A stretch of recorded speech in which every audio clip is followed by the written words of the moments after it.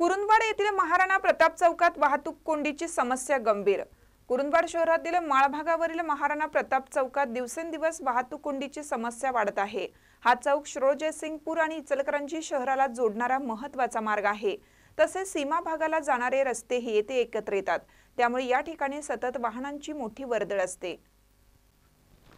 सध्या ऊस गळीत हंगाम सुरू असल्याने या मार्गावर ऊस वाहतूक करणाऱ्या वाहनांची संख्या मोठ्या प्रमाणात वाढली आहे।